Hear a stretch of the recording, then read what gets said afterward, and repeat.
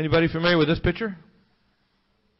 First contact. And you just look at what are the goals of the old world disorder? Well, a fully integrated consciousness of all individuals on Earth, a hive mind, casts of genetically engineered nanotech and biologically enhanced transhumans. And they're already doing psychotraumas. A lot of the media, including I call Hollywood, is actually trying to psychotrauma you because they have this all planned. Most of the people that are writing these scripts and so on are feeding it from the NSA and above government agencies, and many of them are channeling this from other entities that have malevolent intentions against humanity. So don't think channeling is all good. It's not. Indications that such a culture will be subjected to a higher alien society with evil intent toward the individual nature of man, freedom of creative and deterministic thought, and promulgation of true electronic cage of mankind and consciousness. And they're doing it. And the biggest thing that I call the devil, or if you want to call it the devil-like societies or these, quote, ETs, or I call it IFEs, identified fiendish extraterrestrials, you should realize that they're not imaginary. They aren't. Sorry. The tiger that you don't believe is a tiger that can eat you. Because he'll still lick his chops after he chews you up and swallows. Is there evidence that the New World Order is alien, transdimensional, demonic? Of course it is. Every religion in history has known this, but somehow our society, being very Cartesian, doesn't know it. To their own detriment and to the laughing hoodwinking of the globalist morons.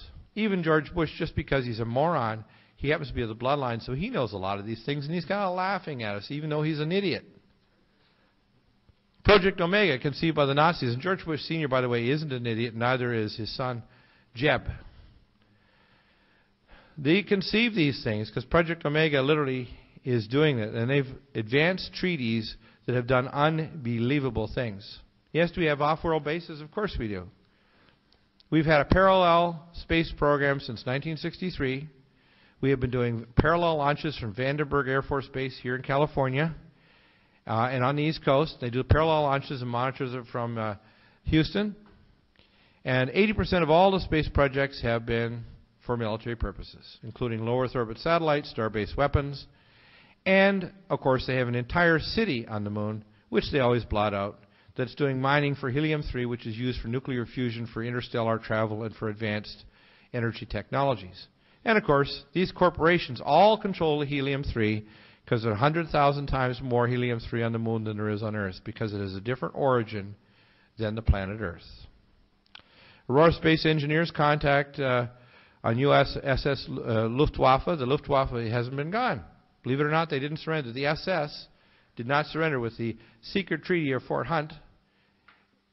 And the rat line brought by the senior Jesuit officers and the cardinals and the Pope, they brought them all over here. In fact, they're under the control of them. The Jesuit general. It really is true. Even the largest telescopes in the southern hemisphere that are monitoring the entry of Nibiru are totally under the control of the Vatican. We have a Mars colony, has since 1982, and plans for terraforming 5 different planets and moons in our solar system have already been operationally started. Okay? This is a fact. I was flying back 3 years ago from New York City, and I was sitting beside a senior Sony executive in New York, up in first class, and I said, well, what's new with Sony? And he said, well, we got this new supercomputer. It's a laptop.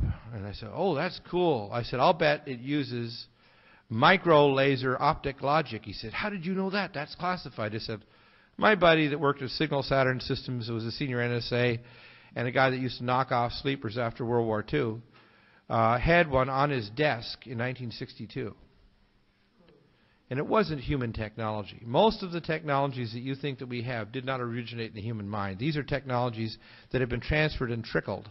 They have technologies that are so far beyond the basis of the human mind and imagination, you can't even imagine it.